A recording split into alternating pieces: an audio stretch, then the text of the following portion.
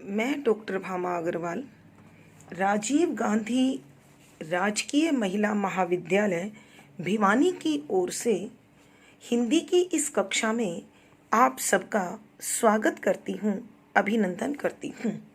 आइए प्यारे बच्चों, आज हम सूरदास जी द्वारा रचित बाल कृष्ण की लीलाओं का वर्णन करते हैं, अध्ययन करते हैं। किलकत कान्य घुटुरवन आवत, मणि में कनक नंद के आंगन, मुख प्रतिबिंब पकड़बे धावत, कबहू निरखी हरि आप छाह को, पकरन को चित चाहत, किलकी हसत राजत द्वे दतियाँ, पुनि पुनि तिहि अवगाहत, कनक भूमि पर करपग छाया, यह उपमा एक राजत, प्रतिकर प्रतिपद प्रतिमनि वसुधा, कमल बैठकी साजत, बाल दशा सुख निरखी जशोदा, पुनि पुनि नंद बुलावती, अंचरा तरले ढाकी सूर के, प्रभु को दूध पियावती। प्रसंग प्रस्तुत पद हमारी हिंदी की पाठ्य पुस्तक मध्यकालीन काव्य कुंज में संकलित भक्तिकालीन श्री कृष्ण काव्य धारा के सर्वश्रेष्ठ कवि सूरदास जी द्वारा रचित बाल लीला शीर्षक से लिया गया है। संदर्भ: इस पद में कवि सूरदास बालक श्री कृष्ण की लीलाओं का अत्यंत मनोरम और स्वाभाविक चित्रण करते हैं। बच्चों, ध्यान रखना कि सूरदास का वात्सल्य वर्णन पूरे हिंदी साहित्य में बेजोड़ है, उसके बराबर दूसरा नहीं है। तो देखिए किस प्रकार बालक कृष्ण की विभिन्न क्रियाओं का वर्णन सूरदास इस पद में करते हैं। व्याख्या से पहले बच्चों शब्दों के अर्थ पंक्ति के अनुसार। किलकत किलकारियां मारते हुए, जैसे छोटा बच्चा चिल्लाता है। कान है कन्हैया। घुटरुवन घुटनों के बल, अर्थात गुढ़ड़िया जिसको बोलते हैं हम, आवत आ रहे हैं। कि श्री कृष्ण किलकारियां मारते हुए, चिल्लाते हुए अपने घुटनों के बल आ रहे हैं। कहाँ आ रहे हैं? देखिए, मणिमय, मणियों से बना हुआ, हीरे ज्वारात रत्न आदि से बना हुआ। कनक सोना, नंद नंद बाबा, का आंगन अंगना, मुख चेहरा, प्रतिबिंब परछाई, पकड़बे पकड़ने के लिए धावत दौड़ते हैं।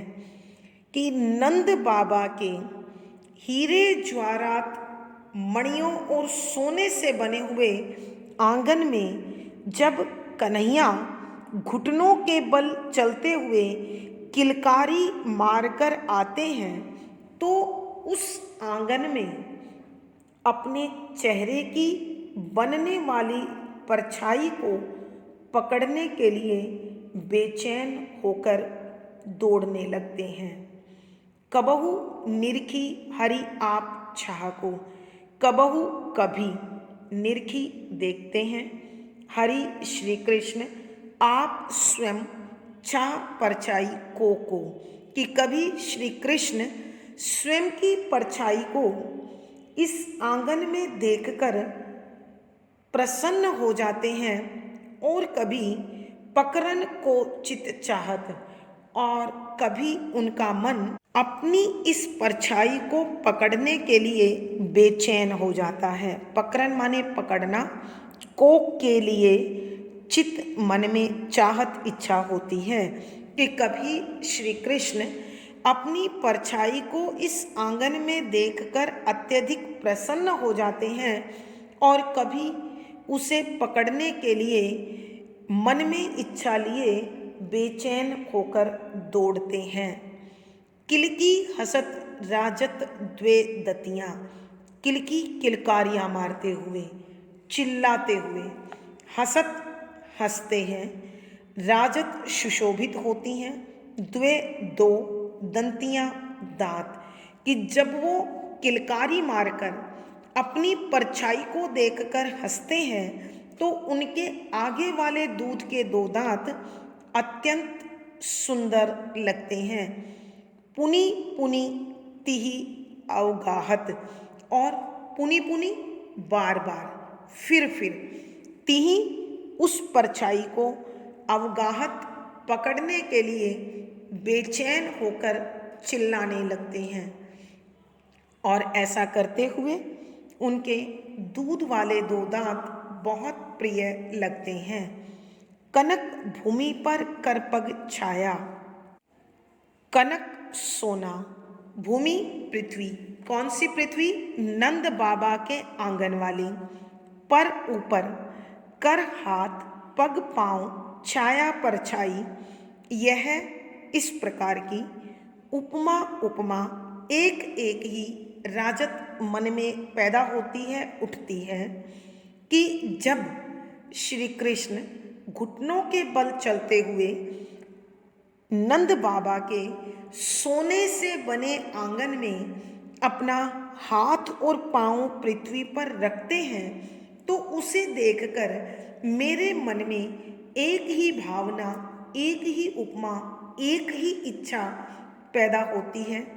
क्या इच्छा पैदा होती है? देखिए, प्रति कर हर हाथ, प्रतिपद हर पांव, प्रति मणि यानी आंगन में जड़ा हुआ हीरा, ज्वारात, मणि आदि, वसुधा पृथ्वी की कल्पना कीजिए बच्चों कि जब श्री कृष्ण घुटनों के बल चल रहे हैं तो उनका हाथ किसी न किसी मणि पर और उनका पांव किसी दूसरी मणि पर होता है।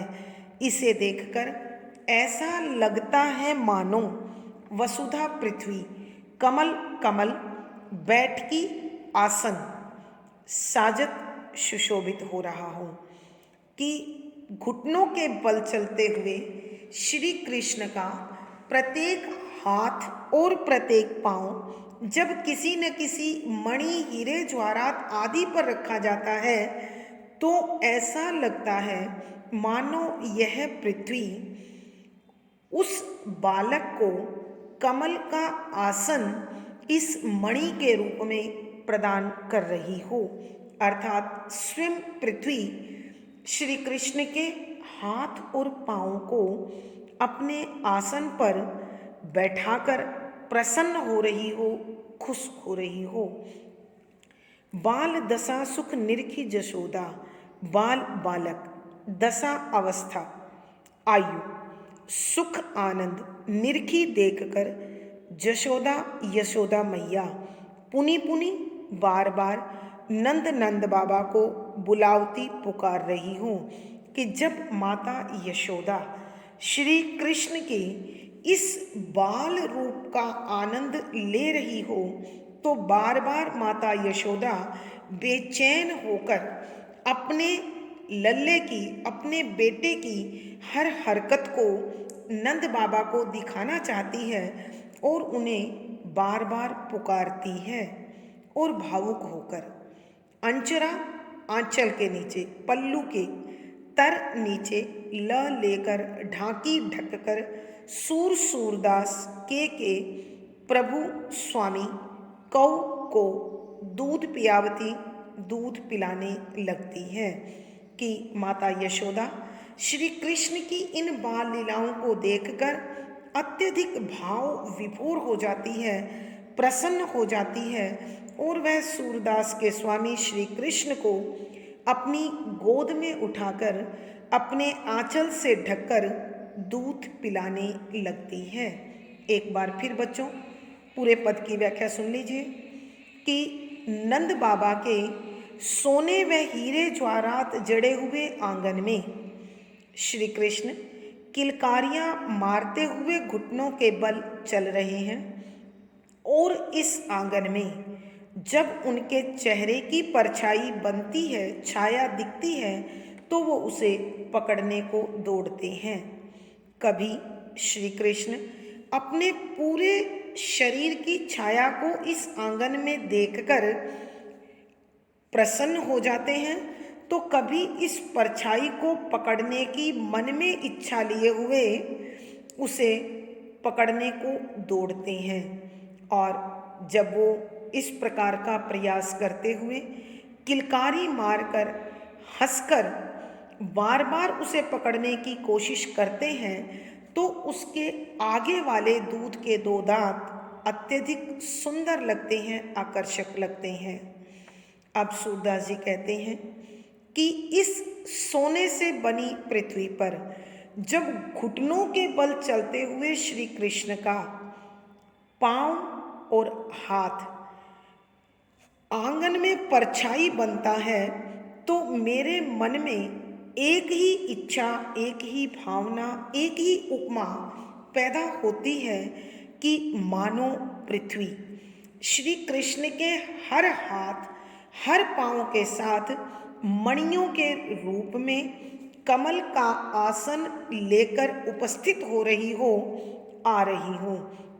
अर्थात पृथ्वी को जब जब श्री कृष्ण के हाथ और पांव का स्पर्श होता है, तो वह अत्यधिक प्रसन्न हो जाती है। माता यशोदा श्री कृष्ण की इस बाल अवस्था के आनंद को देखकर मन ही मन खुश हो रही है, और नंद बाबा को भी इस आनंद का अनुभव कराने के लिए वह बार बार नंद बाबा को बुलाती है।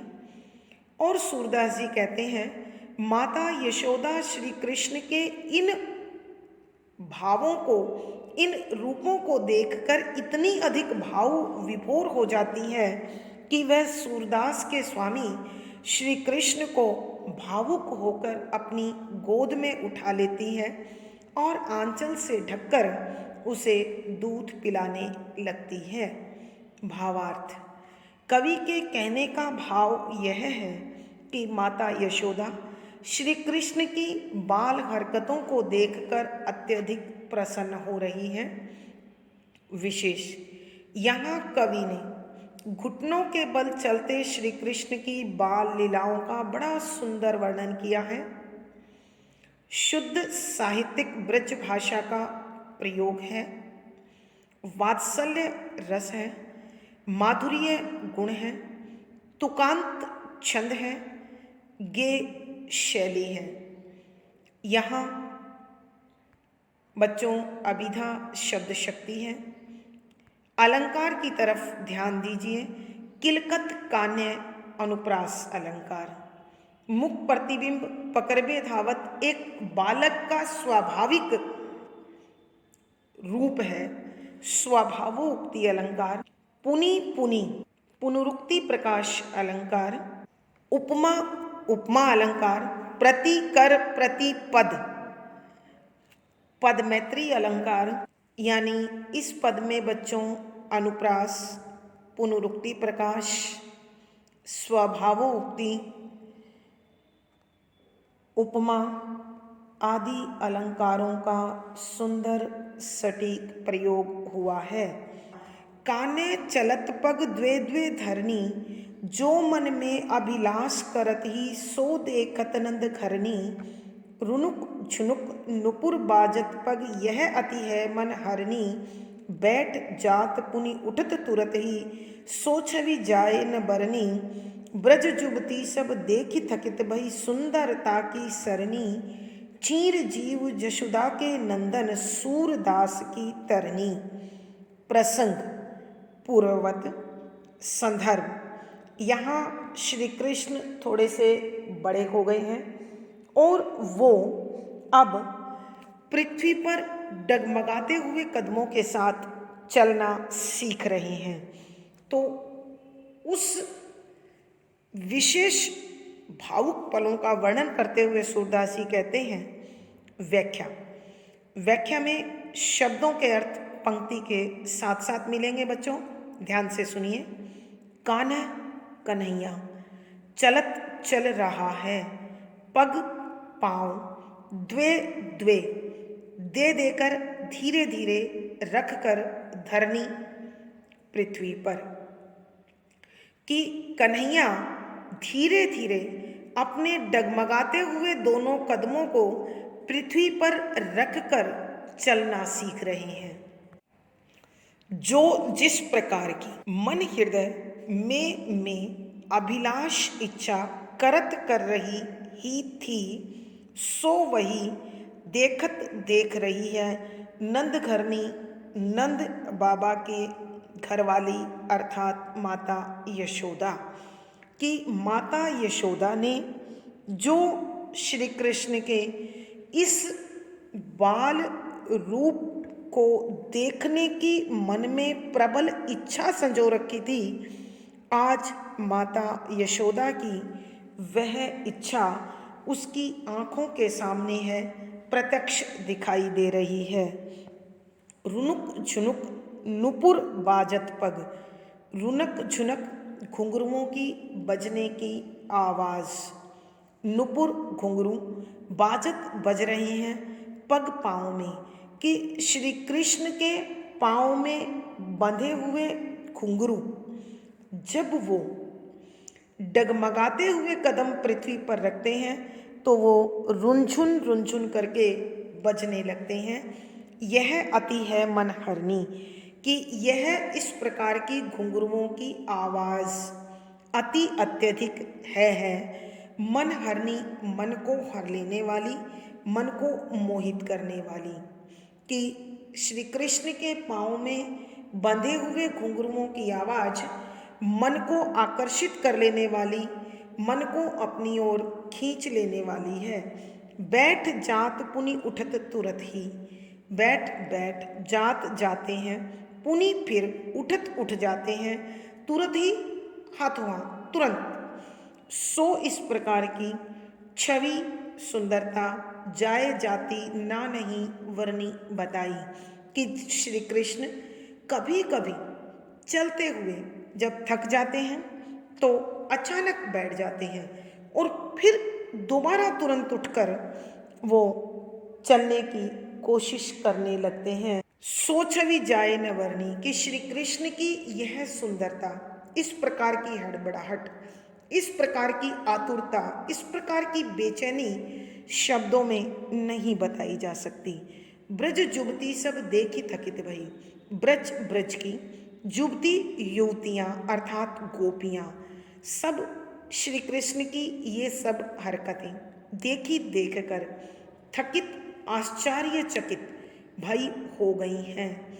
सुंदरता सौंदर्य की सरनी नदी, और सरनी का एक अर्थ शरण में आना भी होता है। कि सूरदास जी कहते हैं कि ब्रज की युवतियाँ अर्थात गोपियाँ श्री कृष्ण की इस प्रकार की सब लीलाओं को देखकर अचंभित हैं, आश्चर्यचकित हैं। कि वो सौंदर्य के इस सागर में, सौंदर्य की इस नदी में गोता लगाने के लिए उनकी शरण में आ गई हैं। चीर जीवो जशोदा के नंदन, चिरंजीव लंबी उम्र प्राप्त करें। जशोदा माँ यशोदा को का नंदन बेटा सूरदास जी की तरणी नौका अर्थात भवसागर पार लगाने वाला। सूरदास जी कहते हैं कि माता यशोदा का यह लाल लंबी आयु प्राप्त करे, हमेशा वह सूरदास की ऐसी नौका के समान बने रहें जो उन्हें भवसागर से पार लगा देंगे। एक बार फिर बच्चों इस पद की व्याख्या। कि श्री कृष्ण पृथ्वी पर डगमगाते हुए कदमों के साथ चलना सीख रहे हैं। नंद बाबा की पत्नी अर्थात माता यशोदा के मन में श्री कृष्ण को इस प्रकार लड़खड़ाकर चलते हुए देखने की जो प्रबल इच्छा थी, आज वो इच्छा उनकी आंखों के सामने प्रत्यक्ष रूप से पूरी हो रही है। और श्री कृष्ण के पाँव में जो पाजेब बंधी हुई है, जो घुंघरू बंधे हुए हैं, जब वो लड़खड़ा कर चलते हैं तो रुनझुन रुनझुन बजते हैं और इन घुंघरुओं की यह आवाज़ मन को मोहित कर लेने वाली, आकर्षित कर लेने वाली है। कभी कभी श्री कृष्ण चलते चलते अचानक बैठ जाते हैं और फिर हड़बड़ाकर तुरंत ही तेजी के साथ उठ खड़े होते हैं। उनकी ये हड़बड़ाहट जो है वह इतनी अधिक सुंदर लगती है कि जिसे शब्दों में बताना नामुमकिन है, असंभव है। ब्रज की युवतियाँ अर्थात गोपियाँ श्री कृष्ण की इस प्रकार की सुंदरता को देखकर अत्यधिक आनंदित हो रही हैं और इस सौंदर्य की नदी में बहने के लिए इसकी शरण में आ गई हैं। सूरदास जी कहते हैं कि यह माता यशोदा का बेटा श्री कृष्ण मुझे भवसागर से पार लगाने वाली नौका है। यह हमेशा लंबी आयु प्राप्त करे और मुझ जैसे भक्तों को इस संसार सागर से पार लगाता रहे, मोक्ष देता रहे। भावार्थ, इन पंक्तियों में कवि श्री कृष्ण के बाल रूप का अर्थात चलने के अभ्यास का जो वर्णन कर रहे हैं वो बेजोड़ है, अनुपम है, विशेष। इस पद में बालक श्री कृष्ण के चलना सीखने वाली घटना का अत्यंत मनोरम वर्णन कर रहे हैं। शुद्ध साहित्यिक ब्रज भाषा का प्रयोग है, वात्सल्य रस है, माधुर्य गुण है, अभिधा शब्द शक्ति है। यहाँ तुकांत छंद होने के कारण ये शैली है और श्री कृष्ण की छवि आँखों के सामने घूमने के कारण दृश्य बिंब है।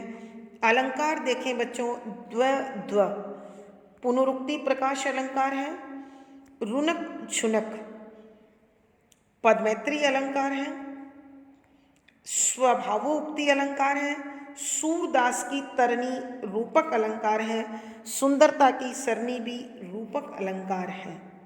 तो प्यारे बच्चों, इस पद में अनुप्रास, पुनरुक्ति प्रकाश, स्वभावोक्ति, रूपक आदि अलंकारों का सुंदर सटीक प्रयोग हुआ है। प्यारे बच्चों, आज की कक्षा में बस इतना ही।